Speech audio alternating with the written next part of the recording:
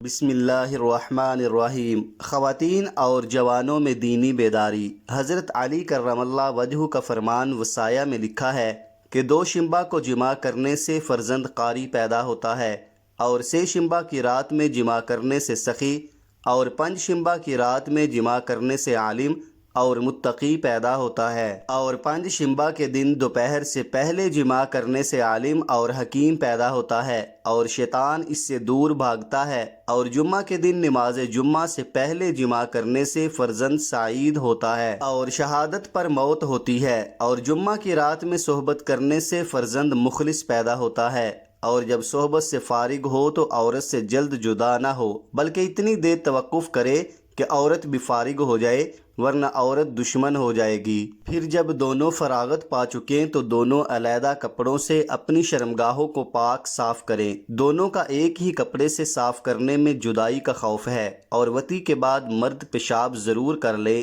ورنہ درد لا دوا عارض ہوگا، اور عضو تناسل کو نیم گرم پانی سے دھونے سے بدن کو صحیح اور آفات سے محفوظ رکھ سکتے ہیں۔ اگر نیم گرم نہ ہو تو تھوڑی دیر کے بعد سرد پانی سے دھونے میں کچھ حرج نہیں۔ ہر مہینے کی پہلی تاریخ اور پچھلی اور درمیان کی رات میں صحبت کرنا مکروہ ہے۔ بعض کہتے ہیں کہ ان راتوں میں شیاطین حاضر ہو کر مباشرت میں شریک ہوتے ہیں، اور مباشرت کی حالت میں زیادہ باتیں نہ کریں کہ اولاد گونگی پیدا ہوتی ہے۔ نگاہ بر عورات، حتی المقدور ایک دوسرے کی شرمگاہ کو نہ دیکھیں، اگرچہ دیکھنا جائز ہے۔ حضرت عائشہ فرماتی ہیں، ما رأیت منہ ولا ارا منی، نہ میں نے حضور کی شرمگاہ دیکھی نہ حضور نے میری دیکھی۔ ابن ماجہ میں حضرت عائشہ سے مروی ہے کہ ما رأیت فرج رسول اللہ صلی اللہ علیہ وسلم قط، میں نے رسول اللہ صلی اللہ علیہ وسلم کی شرمگاہ کبھی نہیں دیکھی۔ اور ہدایہ میں ہے کہ بہتر یہ ہے کہ دونوں میں سے کوئی کسی کی شرمگاہ کو نہ دیکھے، اس لیے کہ رسول اللہ صلی اللہ علیہ وسلم نے فرمایا ہے کہ تم میں سے جو کوئی اپنی عورت کے پاس آئے تو جہاں تک ممکن ہو پردہ ڈالے اور اونٹ کی طرح بالکل ننگا نہ ہو جائے، اور یہ بھی حدیث میں آتا ہے کہ یہ نسیان پیدا کرتا ہے، لیکن دیکھنا جائز ہے۔ چنانچہ حدیث میں ہے کہ احفظ عورتک الا من زوجتک، اپنی شرمگاہ کی حفاظت کرو مگر اپنی بیوی سے، یعنی میاں بیوی میں کوئی پردہ نہیں۔ در مختار میں ہے کہ مرد اپنی بیوی کی شرمگاہ کی طرف شہوت اور بغیر شہوت کے ساتھ دیکھ سکتا ہے، مگر بہتر یہ ہے کہ نہ دیکھے، اس لیے کہ نسیان پیدا کرتا ہے۔ تار خانیہ میں ہے کہ اس میں کوئی مذائقہ نہیں کہ مرد اپنی عورت کی شرمگاہ کو شہوت برانگیختہ کرنے کے لیے ہاتھ لگائے، یا عورت اپنے مرد کی شرمگاہ کو ہاتھ لگائے۔ اور کفایہ شابی میں لکھا ہے کہ جس عورت کی دونوں راہیں ایک ہو جائیں تو ان سے جماع کرنا جائز نہیں، البتہ اگر خاوند کو یہ معلوم ہو جائے کہ جماع قبل فرج میں ہوگا تو درست ہے۔ نویت جماع، یوں تو فرج کے اندر ہر طرح سے جماع کرنا جائز ہے۔ اللہ تعالیٰ کا ارشاد ہے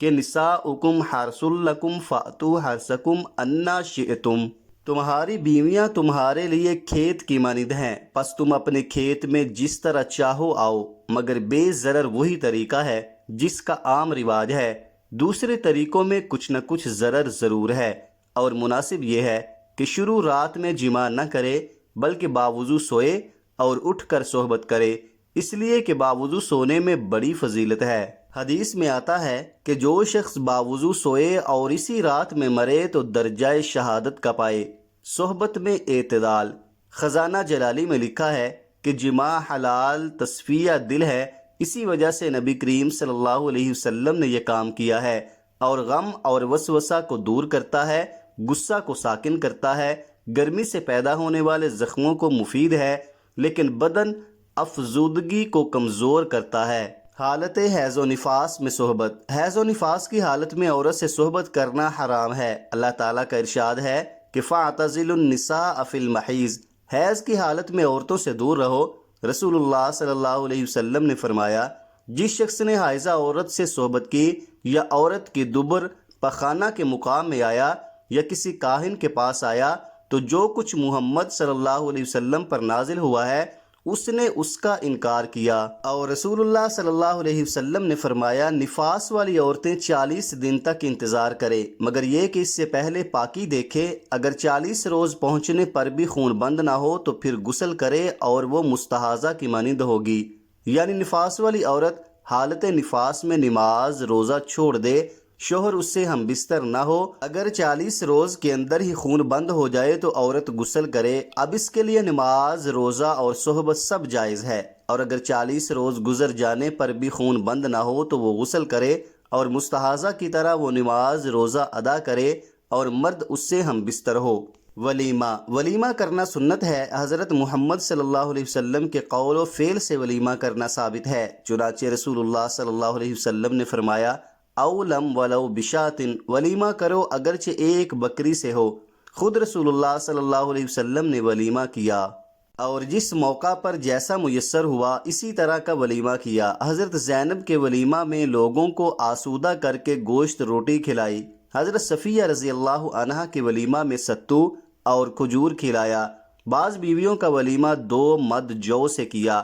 عالمگیری میں ہے کہ شادی کا ولیمہ سنت ہے اور اس میں بڑا ثواب ہے، اور ولیمہ یہ ہے کہ جب عورت سے پہلی مرتبہ قربت حاصل کرے تو اس کے بعد پڑوسیوں، رشتہ داروں اور دوستوں کی دعوت کرے اور کھانا تیار کرے اور سب کو کھلائے۔ اور عین العلم میں لکھا ہے کہ حضرت صلی اللہ علیہ وسلم کے قول و فعل سے ولیمہ کرنا ثابت ہے۔ چاہیے کہ نکاح کے بعد پہلے ہی دن ولیمہ کرے، اور اگر دوسرے دن ہو تو وہ بھی درست ہے، لیکن تیسرے دن ریا ہے۔ رسول اللہ صلی اللہ علیہ وسلم نے فرمایا کہ اول روز کا بیام حق ہے اور دوسرے دن کا سنت اور تیسرے دن کا ریا، اور جو شخص ریاکاری کرے گا اللہ تعالیٰ اس کی ریاکاری کی سزا دے گا۔ اور رزین العرم نے مشکات کے حاشیے پر لکھا ہے کہ ولیمہ دخول کے بعد مسنون ہے، اور بعض کے نزدیک نکاح کے وقت اور بعض کے نزدیک دونوں وقت مسنون ہے۔ اس عبارت سے معلوم ہوا کہ ولیمہ اس کھانے کو کہتے ہیں کہ نکاح سے پہلے یا نکاح کے بعد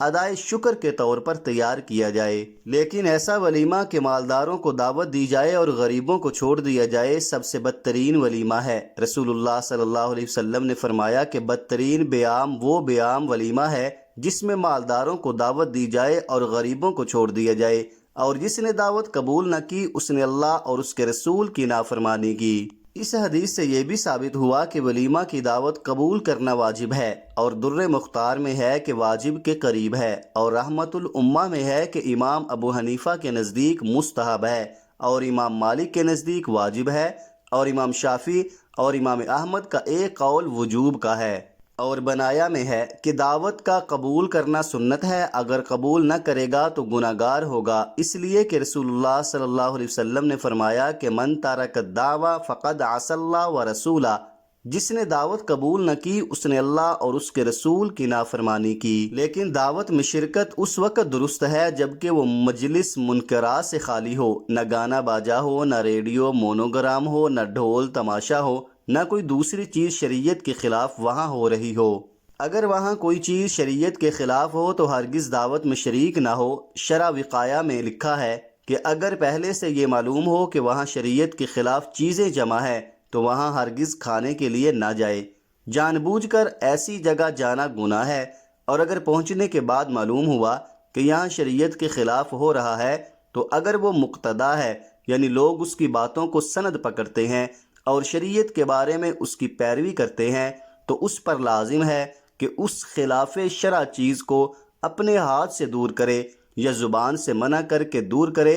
پھر وہاں بیٹھے۔ لیکن اگر وہ مقتدا نہیں ہے، لوگ اس کی باتوں کو سند نہیں پکڑتے ہیں اور اس کے روکنے پر وہ قدرت بھی نہیں رکھتا، تو دل سے برا جانے اور ناچاری کو مجبوراً کھا لے۔ عامی کو بدعت کی وجہ سے سنت کا چھوڑنا اولا نہیں، لیکن اس عامی پر واجب ہے کہ ایسے مقام پر حاضر ہونے کو دل سے برا جانے۔ اگر خوشی سے اس مجلس میں بیٹھے گا اور دل سے اس فعل بد کو برا نہ سمجھے گا تو اس کے ایمان برباد ہونے کا ڈر ہے۔ رسول اللہ صلی اللہ علیہ وسلم نے فرمایا من رأى منکم منکرا فلیعبرہ بیدی فإن لم یستطع فبلسانی فإن لم یستطع فبقلبی ذلک اضعف الایمان۔ تم سے جو شخص برائی کو دیکھے تو اس کو ہاتھ سے مٹانا چاہیے، اگر کوئی اس کی طاقت نہ رکھتا ہو تو زبان سے مٹانا چاہیے، اگر اس کی بھی طاقت نہ رکھتا ہو تو دل سے برا سمجھنا چاہیے، اور یہ ایمان کا سب سے کمزور درجہ ہے۔ کچھ لوگ ایسے ہیں جن کی دعوت قبول کرنا درست نہیں، جیسے فاسق کی دعوت، شہرت چاہنے والے کی دعوت، مال کا اکثر یا کل حصہ حرام رکھنے والے کی دعوت۔ چنانچہ رسول اللہ صلی اللہ علیہ وآلہ وسلم نے فاسقوں کی دعوت قبول کرنے سے منع فرمایا ہے، اور فرمایا ایسے دو آدمیوں کی دعوت قبول نہ کی جائے اور نہ ان کا کھانا کھایا جائے جو فخر اور نمود کے لیے دعوت کرتے ہیں۔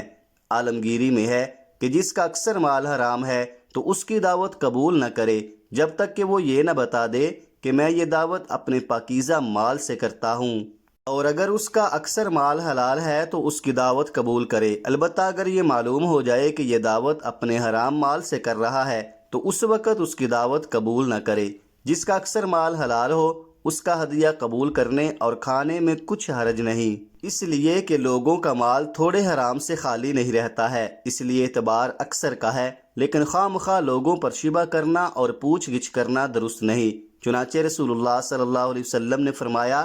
تم میں سے کوئی جب کسی مسلمان بھائی کے پاس جائے تو اس کا کھانا کھائے اور اس سے نہ پوچھے حلال کا ہے یا حرام کا، اور اس کے پینے کی چیز پیے اور نہ پوچھے کیسا ہے۔ اللہ تعالی ہم سب کا حامی و ناصر ہو، آمین ثم آمین۔